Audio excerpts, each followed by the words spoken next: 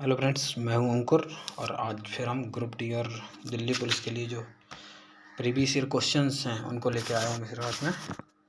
तो ये important questions जो पूछे गए हैं, पहले कुछ पूछे गए हैं, कुछ एक्सपेक्टेड क्वेश्चंस हैं। तो पहले ही क्वेश्चन से शुरू करते हैं। ए और बी जो है, ए और बी, पहले पेन सेलेक्ट कर लेता हूँ मैं। पेन को ब्लू नहीं, ग्रीन ही रख लेता हूँ।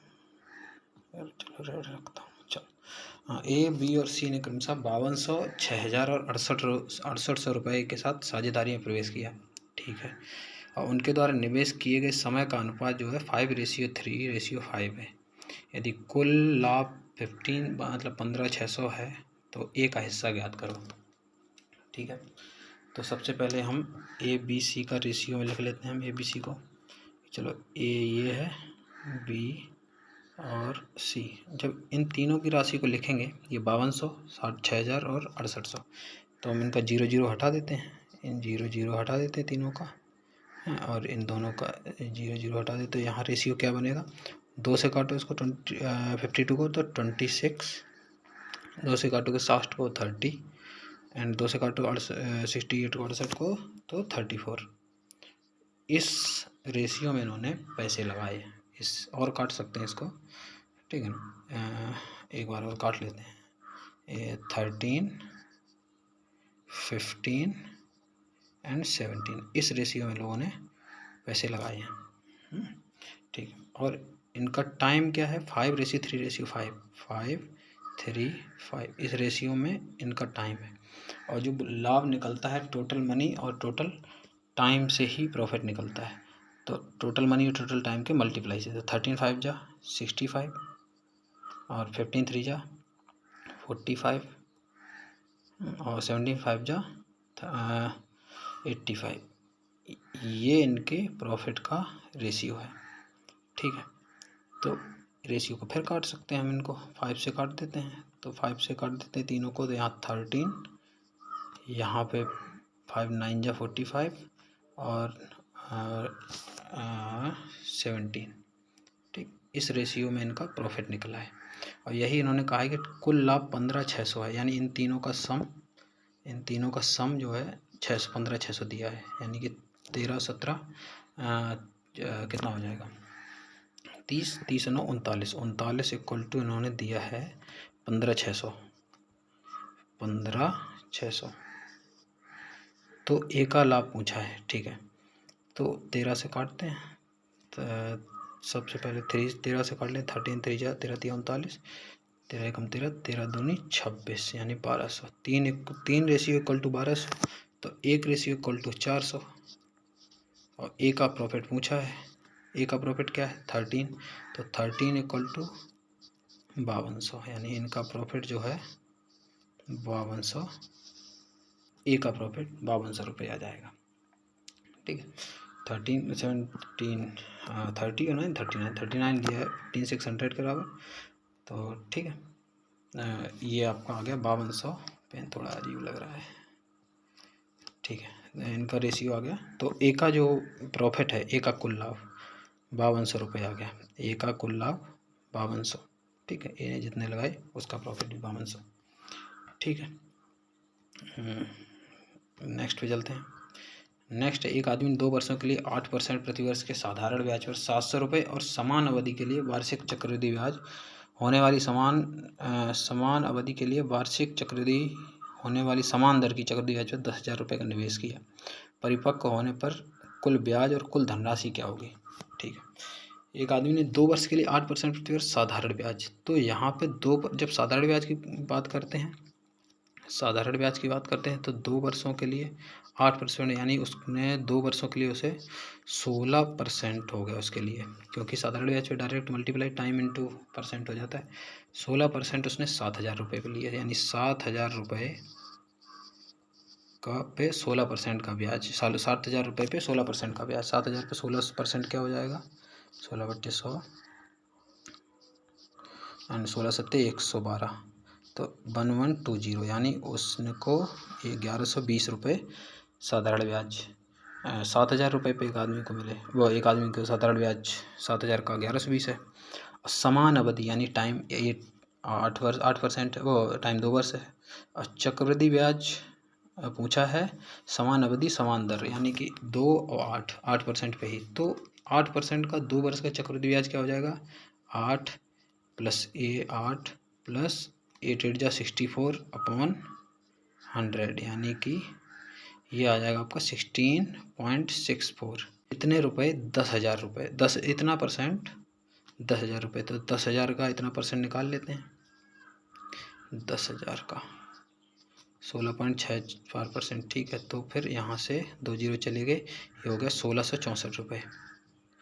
1,664 रुपये यानी एक ब्याज, एक यहाँ पे साधारण ब्याज ये है और वो चक्रवृद्धि ब्याज ये है। तो टोटल चक्रवृद्धि ब्याज साधारण ब्याज कितना हो गया, 1,664 और 1120, तो 4 और 6 2 8 और 6 1 7 और 1 1 2 2784 रुपये उसका साधारण ब्याज हो गया, वो टोटल ब्याज हो गया, सॉरी 2784 टोटल ब्याज हो गया। और टोटल धनराशि उसने ये और पूछा कि कुल धनराशि भी पूछी। तो कुल धनराशि कितनी, देखो 10,000 ये थे, 7,000 17,000 तो ये थे, 17,000 पे उसको 2,784 रुपये का ब्याज और देना पड़ रहा है। तो 17,000 प्लस 2,784 यानी कि 19,784, 19,784 ये है टोटल धनराशि और ये है टोटल उसका ब्याज, ठीक है। नेक्स्ट पे चलते हैं।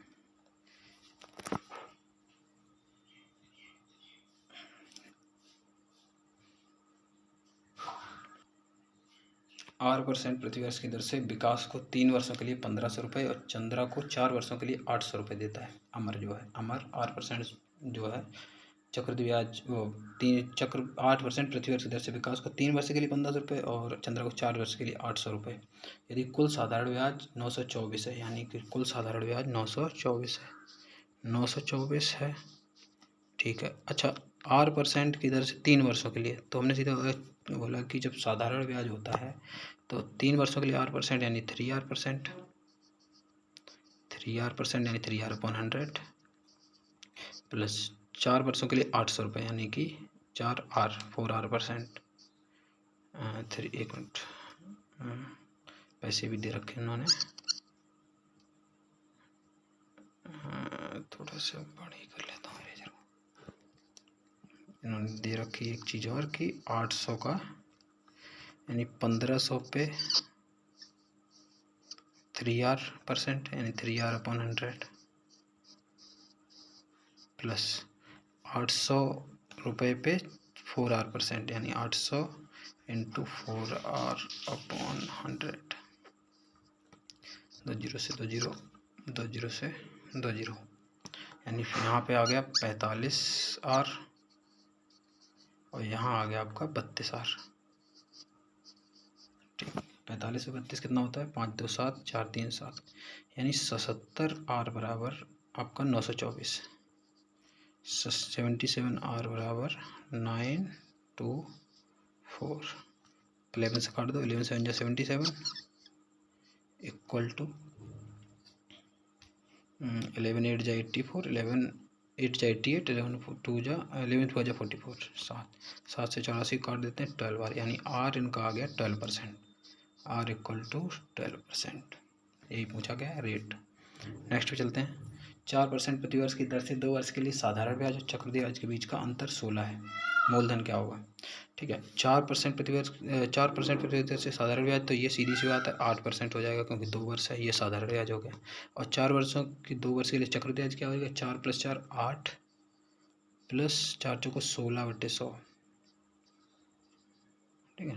तो 8.16 यही पूछा। इसका इन दोनों का अंतर कितना है, 0.16% इक्वल टू 16 दिया है, तो 1% इक्वल टू आपका हो जाएगा 100। हाँ 1% 100, तो 100% इक्वल टू आपका 10,000, यही मूलधन पूछा है उसने, 100% 10,000 रुपये। नेक्स्ट चलते हैं। यदि तेल के मूल्य में इसके वास्तविक मूल्य की 1/4 गुना वृद्धि की जाती है तो एक कारखाने के मालिक द्वारा तेल पर व्यय को समान रखने के लिए तेल के उपभोग में कितनी कमी की जानी चाहिए। अच्छा 1/4 गुना वृद्धि हो जाती है, यानी पहले कोई तेल जो था वो 4 का था, 4 मूल्य था, अभी उसका हो गया 5, यानी कितना बढ़ गया 1 बढ़ गया, ये लिखा है जो। अब कह रहा है कि तेल के व्यय पर समान मतलब व्यय को समान रखना है, यानी कि व्यय को तो एक ही रखना है और उसके कमी करनी उपभोग में, यानी पहले वो 4 पे 5 कर रहा था, तो अब ये जो 1 है वो कमी किस पे करेगा, जितना बढ़ चुका है 5 पे, इस पे ही कमी करेगा, यानी कि टोटल 20% की कमी करेगा। नेक्स्ट पे चलते हैं। सविता अपनी मासिक आय का 20% करती है, शेष का 15% किराने पर व्यय करती है, शेष का 15% किराए पर और फिर शेष का 60% बच्चों की शिक्षा पर। यदि वह एक महीने में 9752 रुपये की बचत करती है। अच्छा 20% वो किराने पर पे करती है, 20% क्या होता है 1/5, यानी 5 से जब वो एक की मतलब 20% 1/5 होता है, 20% इक्वल टू 1/5, तो 5 से 1 का व्यय करती है, 4 बचाती है, 5 से 1 का व्यय करती 4 बचाती है। फिर करीब 15% किराए पर, यानी 15% क्या होता है 3/20, 15% होता है 3/20, 15% होता है 3/20, यानी कि 20 पे वो 3 खर्च करती है तो 17 बचाती है। और 60% क्या होता है 3/5, 60% होता है आपका 3/5, यानी 5 पे 3 खर्च करती है तो बचाती कितना है 5 पे 2 बचाती है। ठीक है, तो ये हम बचत निकल आएगी यहीं पे 100 500 और 17 इंटू 8, 17 हमने काटा वो अभी मल्टीप्लाई इसलिए नहीं किया क्योंकि ये कट जाएगा अभी। 9792 रुपये की बचत करती है, यानी कि बचत उसकी 17 गुणे 8, 17 मल्टीप्लाई 8 है, यही उसका व्यय पूछा है। ठीक है 17 मल्टीप्लाई 8 है ये, उसने व्यय पूछा है। ठीक है, तो 17 मल्टीप्लाई 8 बराबर ही तो 97 कितना दिया है 9792, और किराए पर कितना व्यय करती, किराए पर व्यय कितना है 15%, तो हम 15% निकालेंगे तो 9792। ठीक है 9792 ये है व्यय, टोटल उसकी बचत। तो हम 8 से काट देते हैं इसको, या 8 1 जाए 8, 1 बचा 8 2 जा 16, 1 बचा 8 2 जा 16, 8 4 जा 32। ठीक है, और 17 से अगर काटें हम इसको 17 7 जा 19, 17 से 119। ठीक है 17 से 119 बचा 3, 17 दूनी 34, यानी 1 के बराबर उसकी बचत 72 है। तो 500 रुपये थे, 500 को 72 में, क्योंकि 500 की वैल्यू निकालेंगे। अब उसके पास ये मनी होगी 500 गुणे 7, 72, ये टोटल मनी है। दूसरी बात, अगर हमें किराए तक पहुंचना है, तो किराए तक पहुंचना है तो पहले हमें 20% किराने पर व्यय करना होगा, यानी 80% बचेगा। तो यानी ये टोटल मनी जो है 500 गुणे 72, इसका 80% पहुँचना होगा। अब 80%, अब ये टोटल मनी है जो, इसका ही 15% निकालना है, 15% यानी कि 3/20। क्यों, क्योंकि पहले हमें टोटल मनी, हमारे पास टोटल मनी आ गई मासिक आय, उसके बाद 20% किराने पर खर्च करती है और शेष का बचा, यानी कि 20% किराने पर खर्च करती है यानी 80% बचा, तो हमने 80% निकाल लिया। अब उस 80% का 15% निकालना है। ठीक है 15%, तो हमारी 3/20 3.20, चलो काट देते हैं, 20 24 जा 5 जा 4 5 जा 20। ठीक 5 5 जा 25, ये 25 काटेगा इसको 20 टाइम्स। ठीक है, तो टोटल मनी कितनी बच रही है, यहाँ पे बची है 20 और मल्टीप्लाई 72 और मल्टीप्लाई 3। ठीक है, तो 60 इंटू 72, तो 60 इंटू 72 60 0, 6 2 जा 12, कैरी 1, 6 7 जा 42, 1 43। तो ये वो किराए पर व्यय करती है 4320। नेक्स्ट चलते हैं। एक विद्यालय में छात्रों की कुल संख्या 1400 है, जिनमें से 35% छात्र लड़कियां हैं और शेष लड़के हैं। 80% लड़के और 90% लड़कियां एक वार्षिक परीक्षा में उत्तीर्ण होते हैं, तो अनुत्तीर्ण होने वाले छात्रों का प्रतिशत क्या है। ठीक है, उन्होंने दे दिया है छात्रों की कुल संख्या 1400, तो अनुत्तीर्ण होने वाले छात्रों का प्रतिशत पूछे 1400, 1400 में 35%। अच्छा प्रतिशत पूछे तो हम 1400 से मतलब भी नहीं होना चाहिए, हम क्यों करें इसको, 1400 का कोई मतलब ही नहीं, हम सीधा 100 ही लेके करेंगे। 100 हम मान ले रहे हैं 100 टोटल बच्चे हैं, इसमें 35 लड़कियां हैं तो 65 लड़के होंगे, अब 35 का 80% लड़के यानी ये बॉय हैं, ठीक, ये गर्ल है, यानी गर्ल के 80% जो बॉय के 80% लड़के पास होते हैं, तो फेल कितने होते हैं? 20%। 20% क्या होता है? 1/5, यानी कि यहाँ 13 बच्चे फेल हो गए। और 35 लड़कियों का 90%, यानी लड़कियों का 90% पास होता है, तो लड़कियों का कितना परसेंट फेल हुआ? 10%, यानी 1/10, यानी कि 3.5 यहाँ लड़कियाँ फेल हो गई। और ओवरऑल फेल वाले पूछे हैं तो 3.5 यहाँ जोड़ दो, यानी 16.5% बच्चे फेल हो जाते हैं, ठीक है। 1400 की जरूरत उससे भी निकाल सकते थे, ठीक है, लेकिन कैलकुलेशन ज़्यादा नहीं, जब परसेंट पूछा है तो सीधा सीधा हम परसेंट से याद करेंगे। नेक्स्ट चलते हैं। 2 उम्मीदवारों के बीच में एक चुनाव में एक को कुल वैध मतों में से 37.5% मत मिले, दूसरे को 20%, दूसरे कुल मतों का 20% अवैध था, ठीक है। यदि मतों की कुल संख्या 50,000 थी तो दूसरे उम्मीदवार को कितने वैध मत मिले? अब यहाँ परसेंटेज नहीं पूछा तो हम 50,000 लेके ही करेंगे, तो 50,000, वैसे इसको भी 100 से कर सकते हैं क्योंकि बाद में हम 50,000 मान लेंगे, पहले 100 से ही कर लेते हैं। चलो 100 से मान लो, मैं कह रहा हूँ 100% टोटल मतदाता थे जिसमें 20% अवैध हो गए, तो बचे कितने? 80%। 80% में एक को मिले 37.5%। 37.5% क्या होता है? 3/8, यानी एक को मिले हैं 3/8 और दूसरे को मिले हैं तो फिर सीधी सी बात है 5/8, तो इसका 80 का 3/8 क्या होगा? 30।